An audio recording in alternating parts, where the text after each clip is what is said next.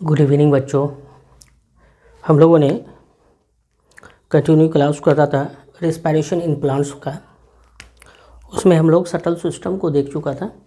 दो तरह के शटल सिस्टम थे, ग्लाइसरोल फॉस्फेट शटल सिस्टम और एक था मेलेट एस्पार्टेट शटल सिस्टम। तो जो फर्स्ट शटल सिस्टम था ग्लाइसरोल फॉस्फेट शटल सिस्टम, वहाँ पे 2 ATP का फॉर्मेशन होता था। किस फॉर्म में? 1 FAD फॉर्म में। 1 FAD इक्वल्स टू 2 ATP। तो हम लोगों ने फर्स्ट शटल सिस्टम को देखा था। सेकंड शटल सिस्टम में हम लोगों ने बात किया था मेलेट एस्पार्टेट शटल सिस्टम। तो मेलेट एस्पार्टेट शटल सिस्टम में यहाँ पे क्या हो रहा था, एक NADH2 बनता था और एक NADH2 equals to 3 ATP। That means more efficient जो है मेलेट एस्पार्टेट शटल सिस्टम था। आज की क्लास में हम लोग रेस्पिरेटरी क्वेश्चन को देखेंगे। उससे पहले ग्लूकोज का, फैट का, प्रोटीन का हम लोग जो है फैट देखेंगे किस तरह से यह क्या होता है, क्रेब्स साइकिल में एंट्री करता है, इस चीज़ को देखेंगे। तो सबसे पहले ग्लूकोज का कन्वर्जन एंड देन फैट का कन्वर्जन, प्रोटीन का कन्वर्जन देखेंगे। तो ग्लूकोज 6 फॉस्फेट में इस तरह से कन्वर्ट होगी। ग्लूकोज 6 फॉस्फेट इस तरह से मैं लिखता हूँ G6P, है ना। ये कन्वर्ट होता है, आइसोमेराइजेशन होती है फ्रुक्टोज 6 फॉस्फेट में। इस तरह से कन्वर्जन होती है किसमें? फ्रुक्टोज 6 फॉस्फेट में। और फिर एक फॉस्फेट का एडिशन होता है, बिस फॉस्फेट का फॉर्मेशन होता है। 1,6 फ्रुक्टोज 1,6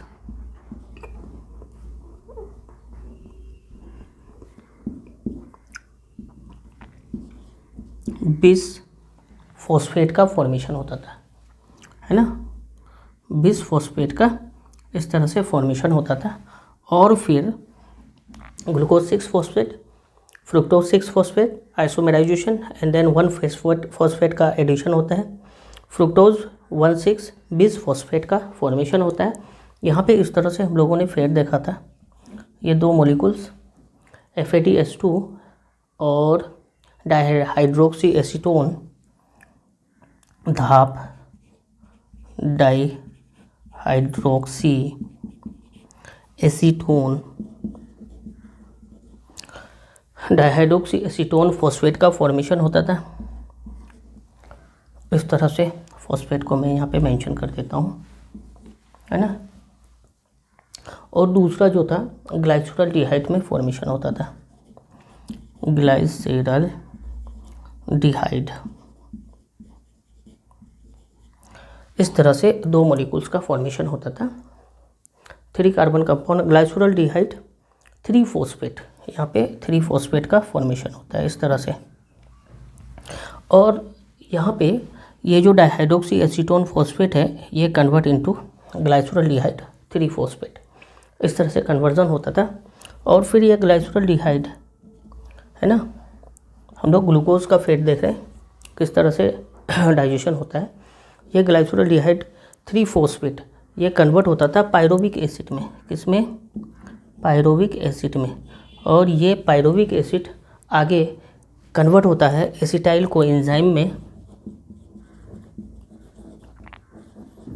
और ये एसिटाइल कोएंजाइम तब एंट्री करेगा क्रेब्स साइकिल में। ये इसकी एंट्री कहाँ पे होगी? क्रेब्स साइकिल में। इस तरह से क्रेब्स साइकिल में इसकी एंट्री होगी। ये तो था ग्लूकोज का, या कह सकते हैं कार्बोहाइड्रेट का fat.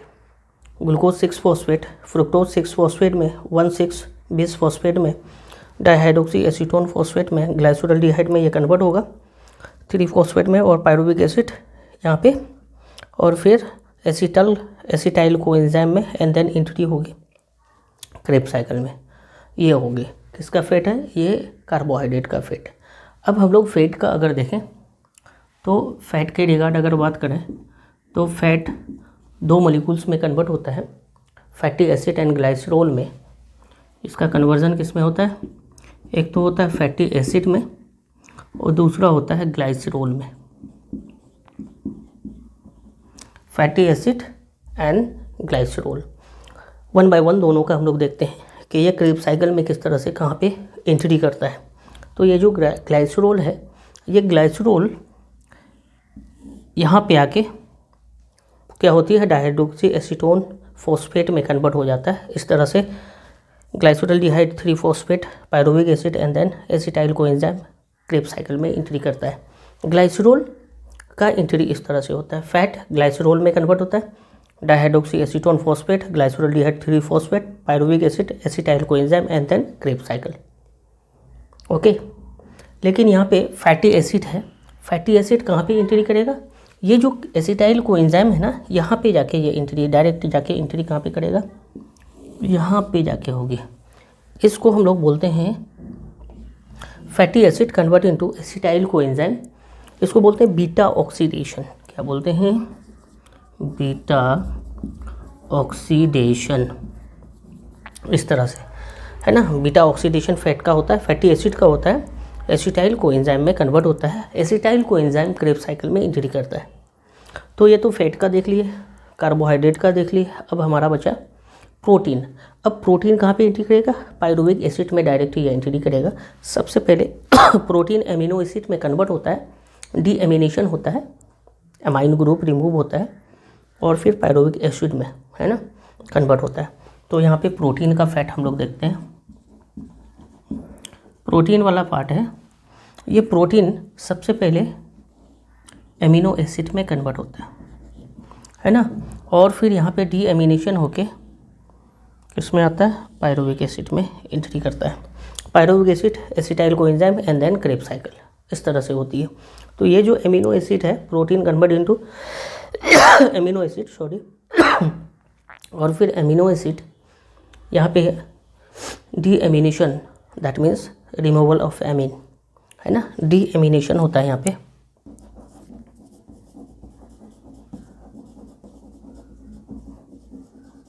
And convert into pyruvic acid, इस तरह से होती है। कंफर्म, इसका ग्लूकोज का, कार्बोहाइड्रेट का, फैट का और प्रोटीन का ये कन्वर्जन क्रेब्स साइकिल में एंट्री है ना, इस तरह से हम लोगों को याद रखना है। तो आज की क्लास में हम लोगों ने देखा कार्बोहाइड्रेट का फैट, फैट का फैट, प्रोटीन का फैट, ओके, और फाइनली क्रेब्स साइकिल में जाके एटीपी वगैरह का फॉर्मेशन करना, एनएडीपी, एटीपी, एफएडीएच2, ये सब का फॉर्मेशन करना। ओके, तो ये जो हम लोग रेस्पिरेशन प्रोसेस देख रहे हैं जिसमें कार्बोहाइड्रेट, प्रोटीन, फैट का डिकम्पोजिशन होता है, ऑक्सीजन के प्रेजेंस में डिकम्पोजिशन होता है, ऑक्सीडेशन होता है, ये दोनों तरह का प्रोसेस है। इसको हम लोग बोलते हैं एम्फीबोलिक पाथवे। एम्फीबोलिक मीन्स बोथ, है ना, एनाबोलिज्म भी, कैटाबोलिज्म भी। ये मेटाबॉलिज्म जो यहाँ पे ग्लूकोज, फैट एंड प्रोटीन का है, मेटाबॉलिज्म होती है। ये दोनों वे होता है, बनने का प्रोसेस भी है, छोटे मॉलिक्यूल्स कम्प्लेक्स मॉलिक्यूल्स में कन्वर्ट होता है, कम्प्लेक्स, है ना, फिर जो है सिंपलर में भी कन्वर्ट होता है, सिंपलर कम्प्लेक्स, कम्प्लेक्स सिंपलर। तो इसको बोलते हैं एम्फीबोलिक पाथवे, इस पाथवे को बोलते हैं एम्फीबोलिक पाथवे। तो हम लोग स्टार दे के लिखते हैं एम्फीबोलिक पाथवे, रिस्पायरेशन इज एम्फीबोलिक पाथवे। क्या बोलेंगे,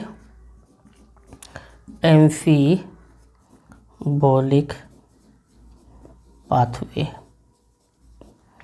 एम्फी मीन्स बोथ, है ना, बोथ में क्या क्या आएगा,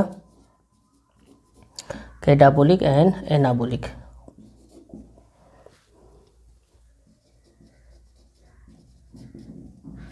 anabolic pathway and catabolic pathway,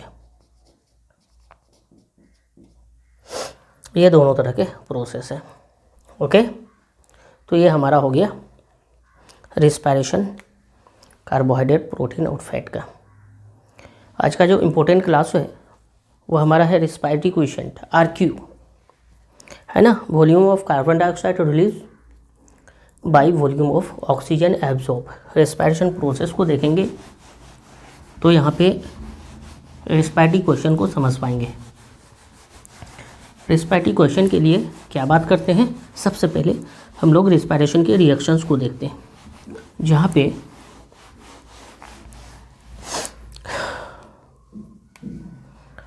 carbohydrate, protein, fat का क्या होता है, ऑक्सीजन के प्रेजेंस में डाइजेशन होती है। तो रेस्पिरेटरी क्वेश्चन हम लोग हेडिंग डालेंगे RQ, रेस्पिरेटरी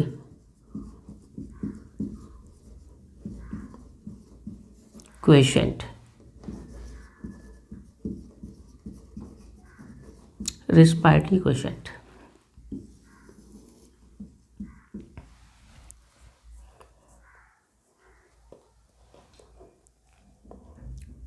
या फिर क्वेश्चन को रेशियो भी बोलते हैं, रेशियो है ना, इसको और में हम लोग रेशियो भी बोलते हैं। जैसे यहाँ पे कार्बोहाइड्रेट, प्रोटीन, फैट का हम लोग रेस्पिरेटरी क्वेश्चन निकालेंगे। सबसे पहले हम लोग यहाँ पे समझेंगे ये जो रेस्पिरेशन होती है ग्लूकोज का, अगर समझें तो इस तरह से ग्लूकोज ऑक्सीजन के प्रेजेंस में ये क्या होता है, ब्रेकडाउन होता है, कार्बन डाइऑक्साइड, वाटर और एनर्जी रिलीज होती है। कार्बन डाइऑक्साइड है ना, वाटर और एनर्जी, ठीक है। तो यहाँ पे रेस्पिरेटरी क्वेश्चन के लिए हम लोग यहाँ पे देखेंगे इसका और इसका रेशियो। इसके लिए बैलेंस करना इक्वेशन को बहुत ज़रूरी है। C6 कार्बन डाइऑक्साइड है ना, 6 दूनी 12, और यहाँ पे इस तरह से 2, 6 2 8, अगर 6 से हम लोग 6 दूनी 12, 6 18 है ना, 6 दूनी 12, 6 18 ऑक्सीजन, हाइड्रोजन 6 दूनी 12, इधर हाइड्रोजन 12। तो ये हमारा बैलेंस इक्वेशन होगा। Volume of carbon dioxide release respiratory question के लिए हम लोग अगर फॉर्मूला ले देखें तो ये होता है volume of carbon dioxide release, volume of carbon dioxide release by volume of oxygen used. ये ऑक्सीजन यूज होता है रेस्पिरेशन में और ये रिलीज़ होती है। तो volume of carbon dioxide release by volume of oxygen use. तो यहाँ पे कार्बोहाइड्रेट को हम लोगों ने लिया first.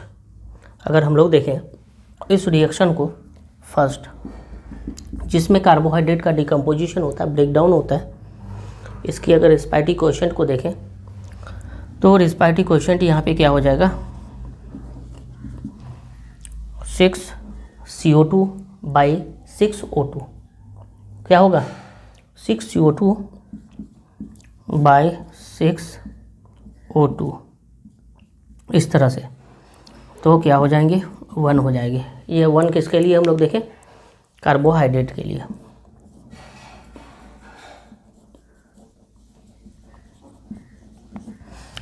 Respiratory question of carbohydrate is 1, very very important. दूसरा हम लोग देखेंगे कार्बोहाइड्रेट में 1 हुआ है ना। प्रोटीन, फैट के लिए अगर बात करें तो अभी हम लोग एक कंसेप्ट को देखेंगे, एक रिएक्शंस को देखते हैं पहले, दूसरा हम लोग देखेंगे ये कार्बोहाइड्रेट के लिए हम लोग देखें। दूसरा जो रिएक्शंस होगा ट्राईपाल्मिटीन के लिए। ट्राईपाल्मिटीन में हम लोग रिएक्शन को देख रहे हैं, C51H98O6 ऑक्सीजन के साथ इस तरह से रिएक्शंस होंगी है ना। किसका फॉर्मेशन होगा, कार्बन डाइऑक्साइड का फॉर्मेशन होगा, साथ साथ वाटर रिलीज होंगी और फिर एनर्जी, वाटर प्लस एनर्जी। मैं यहाँ पे रिएक्शंस को बैलेंस नहीं किया हूँ। ये जो मैंने केमिकल फार्मूला लिखा C51H98O6, ये एक्चुअली क्या है, ट्राईपाल्मिटीन है। ट्राईपाल्मिटीन क्या है, ट्राईपाल्मिटीन है ना। इसको अगर बैलेंस करें तो 2 ट्राईपाल्मिटीन, ऑक्सीजन की अगर बात करें तो 145 ऑक्सीजन, कार्बन डाइऑक्साइड यहाँ पे जो रिलीज़ होती है how much mole, 102 mole, water इस तरह से रिलीज़ होती है 98 मोलिकुल्स, 98 इस तरह से रिलीज़ होती है। तो यहाँ पे हम लोग रिस्पायरेटरी कोएफिशिएंट, ये जो ट्राइपाल्मिटिन है ये फैट प्रोटीन इस तरह से है, फैट और प्रोटीन को एक साथ हम लोग यहाँ पे ट्राइपाल्मिटिन के फॉर्म में हम लोग दिखा रहे हैं, फैट और प्रोटीन। तो यहाँ पे रिस्पायरेटरी कोएफिशिएंट की अगर बात करेंगे तो जो रिस्पायरेटरी कोएफिशिएंट होगा कार्बन डाइऑक्साइड 102 और ऑक्सीजन 145, यही होता है रेशियो, है ना। 102 कार्बन डाइऑक्साइड और 145 ऑक्सीजन, रेशियो अगर देखेंगे तो रेशियो हमारा होता है 0.7। ये होता है फैट और प्रोटीन के लिए, है ना। फैट और प्रोटीन ये जो होता है कार्बोहाइड्रेट से कम ही होता है। कार्बोहाइड्रेट का जैसे 1 है तो 1 से बिलो होता है, कार्बोहाइड्रेट से बिलो। रिस्पायरेटरी कोएफिशिएंट किसका होता है? फैट और प्रोटीन का। तो ये जो रेशियो है ये फैट और प्रोटीन का है। ये एक्चुअली प्रोटीन का जो होता है 9 होता है, 0.9, और फैट का जो होता है 0.7। मैं यहाँ पे कंफर्म करूँगा अभी। जैसे देखो फैट है,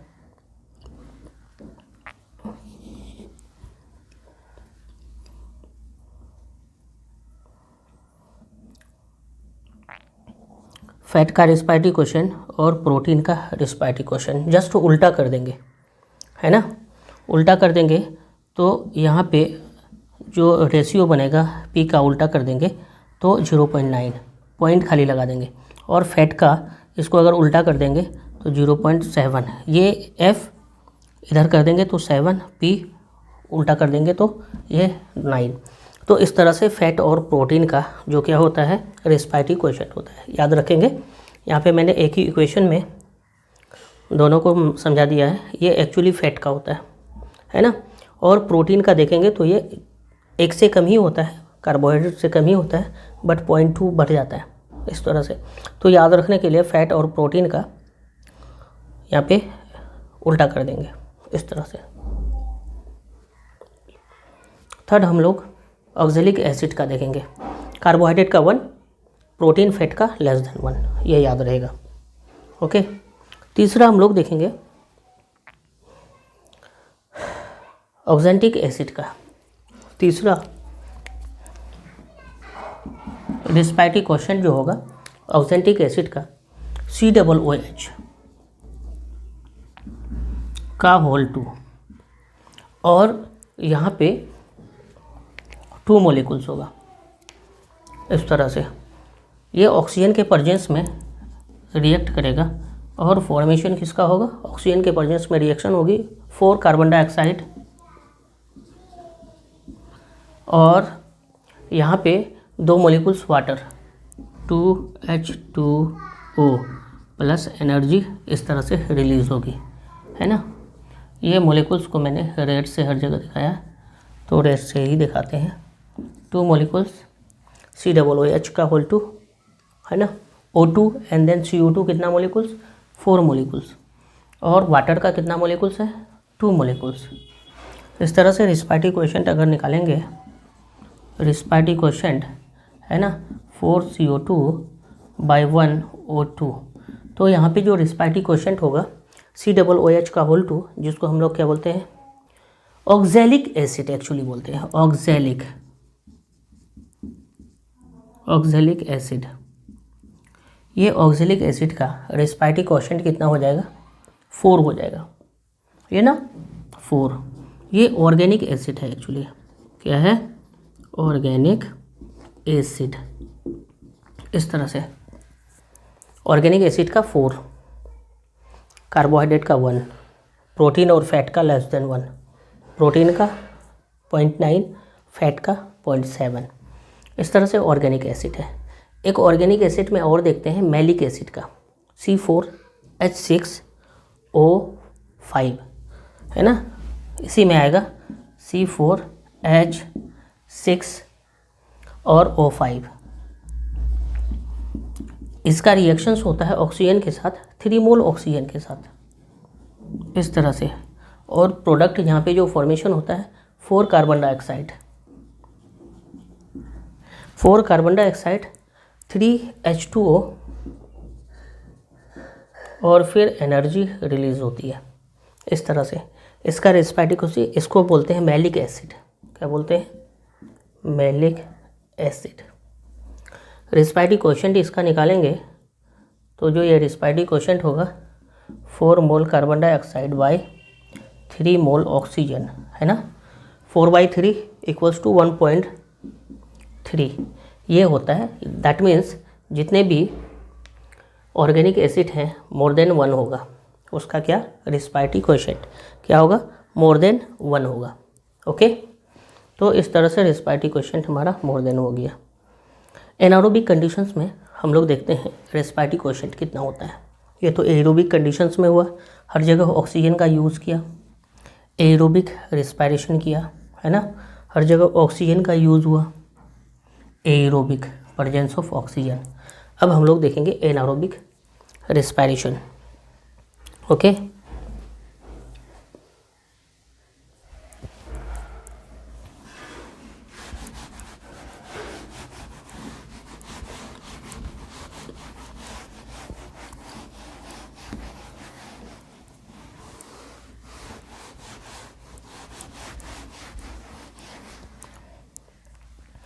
एनारोबिक रेस्पिरेशन फोर्थ में हम लोग देख लेते हैं। इसी में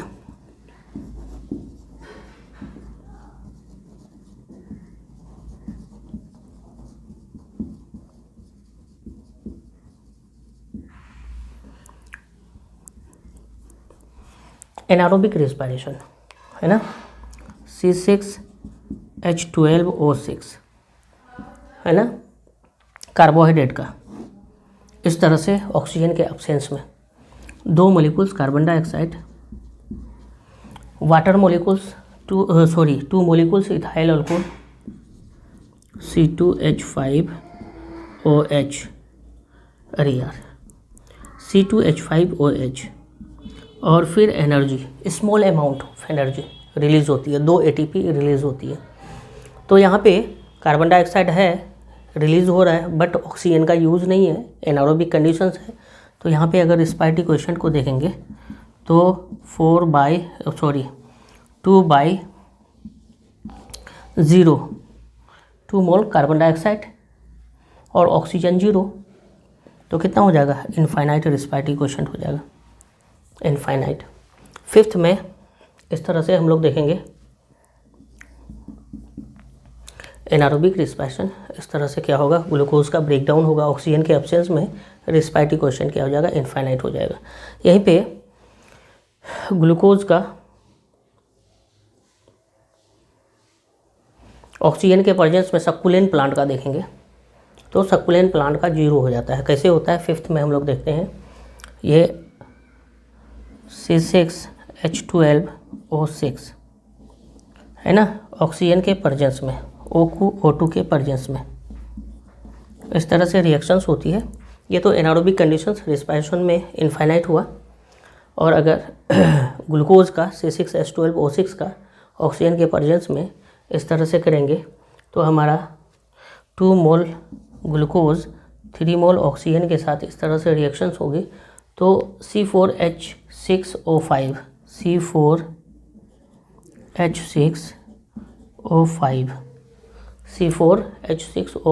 3 मोल फॉर्मेशन होता है। साथ साथ यहाँ पे क्या होगा? वाटर मोलिकुल्स, 3 वाटर मोलिकुल्स का फॉर्मेशन होगा। क्या होगा? 3 वाटर मोलिकुल्स, और साथ साथ एनर्जी रिलीज भी होंगी, है ना, small amount of release energy release होगा। ये जो होती है सक्कुलेंट प्लांट में होता है। क्या होता है? जीरोफाइटिक प्लांट्स को बोलते हैं, सक्कुलेंट प्लांट में। ओके, तो यहाँ पे रेस्पिरेटरी कोएफिशिएंट क्या हो जाएगा? Carbon dioxide 0, carbon dioxide 0 release हुआ तो कार्बन डाइऑक्साइड 0 बटे ऑक्सीजन कितना? 3 है ना, ऊपर 0, दैट मीन्स क्या होगा? 0 हो जाएगा, है ना। सक्कुलेंट प्लांट का रेस्पिरेटरी कोएफिशिएंट क्या हो जाएगा? 0। और एनारोबिक कंडीशंस में ग्लूकोज का ब्रेकडाउन होगा इनफाइनाइट, और इस तरह से सक्कुलेंट प्लांट का कितना हो जाएगा? 0 हो जाएगा। याद रहेगा। बैलेंस डाइट है ना। एज के हिसाब से क्या होती है, चेंज होती है। प्रोटीन, फैट और प्रोटीन कार्बोहाइड्रेट का अमाउंट है ना क्या होता है, चेंज होता है। एवरेज में अगर रिस्पायरेटरी क्वोशिएंट बैलेंस डाइट का लिया जाए तो यहाँ पे 0.85 ये होता है average respiratory quotient of balance diet. तो ये हम लोग को इतना तक याद रखना है। साथ में बैलेंस डाइट के रिगार्ड हम लोग 1-2 पॉइंट लिखेंगे।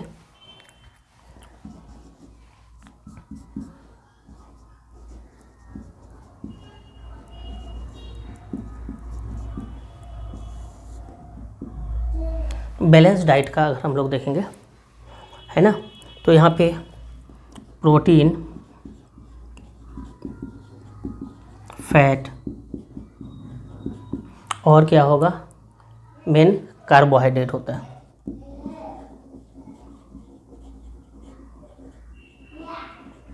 ये 3 मेन बैलेंस डाइट में आता है। अकॉर्डिंग टू एज ये चेंज करता है ना, change according to the age. ये तीनों का जो अमाउंट होता है ना, ये चेंज होता है ना, अकॉर्डिंग टू द एज।